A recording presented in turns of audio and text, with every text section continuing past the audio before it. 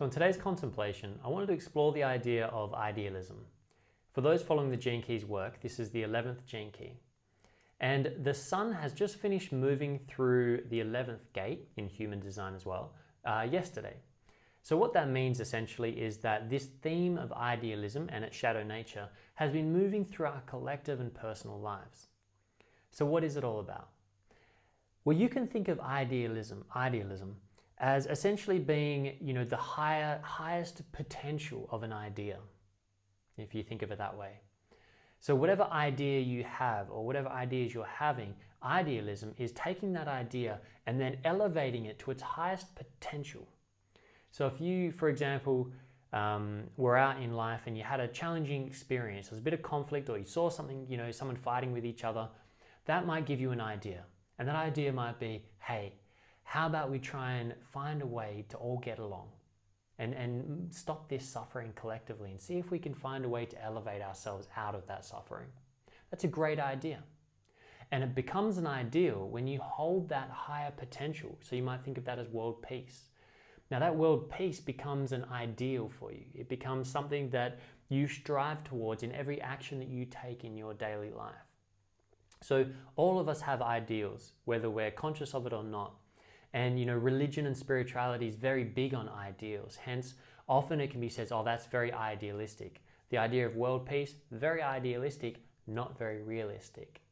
So that's what I want to speak about here, is this idea that it is a very fine balance that must be taken between idealism and realism for the magic to happen.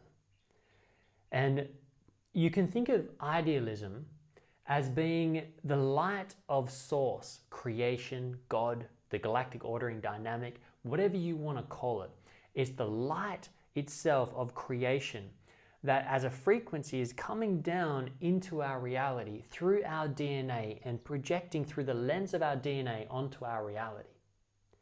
So our contribution to this cinema screen of reality is determined by the state of our frequency of our DNA. And so by using the gift of idealism, by keeping ourselves constantly tuned in to a higher potential in every situation, no matter how challenging, we're able to then use that as a kind of rope, out of the shadow, that we can kind of constantly help to draw ourselves always higher, always towards that higher frequency and lift that up.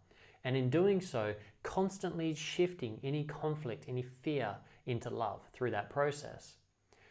Now, some would say that sounds very idealistic. And it is. It's an ideal. It's something to strive towards doing in your everyday life, in your relationships and your challenges. But it becomes obscurity when you put the pressure on yourself to always be in that state. It becomes obscurity when you think that you're always in that state and that that's the way you're being. Obscurity is when you obscure something from clear view. So now my face is obscured by my hands. You can't see it all. You have to start guessing from my eyes what my mouth is doing. And so when we obscure life, we're not seeing it clearly. And if we're not seeing it clearly, we get lost. And it becomes very hard to actually bring that heaven on earth, that ideal, into reality if we're not even sure where we are ourselves. So the shadow nature of idealism is actually almost like not being grounded in reality. It's where you're so caught up in the story of the ideal of this heaven on earth, of this magic, that it's almost like the mind runs away. The ego gets in there and says, I'm going to make this happen. This is how it's going to happen. And the ego starts getting caught in the story and then stops actually being connected to those around you, which is where the work needs to get done to bring that idealism into play. And so for me, I've contemplated this for the last couple of years really deeply in my process with the Gene Keys. And it's a gift that the Gene Keys brought me, is the gift of realism. Because for my whole life, I've always been the eternal optimist. I've had these amazing ideals that I've brought in, but those very ideals had put pressure on me that would break me. I would get exhausted by trying to achieve these ideals now, instead of just holding ideals and idealism as a tuning fork to constantly pull me towards the higher state.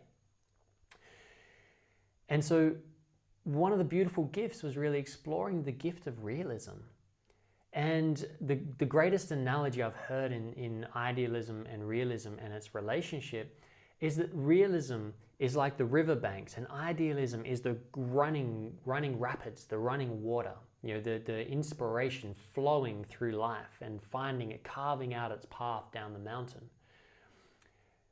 But if you don't have solid riverbanks, some kind of minimal framework, then if there's no riverbanks, the river cannot flow. In fact, the more powerful the structure, the more precise the framework and the realism, the faster and more powerful that river becomes. But the more weaker the boundaries, the weaker the framework or the realism, the slower that river begins to run. And soon the river will break the framework until it becomes a boggy marsh. And that, to me, captures the essence of the shadow of obscurity. It's like a boggy marsh. It's where idealism and all these great ideas and things that we have become so caught up in their own ideas that they've stopped moving.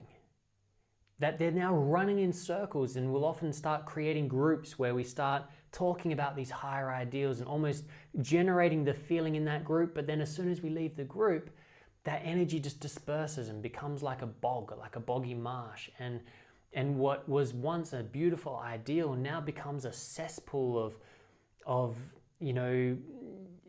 unaware behavior, full of shadows, in survival mode. And I find one of the greatest challenges is that we need realism to allow idealism to flow into the world.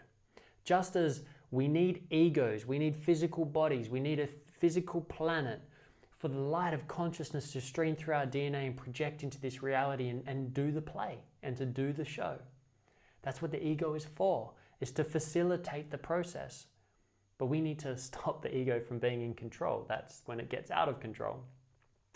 So we need minimal structures, we need framework, we need realism in our lives.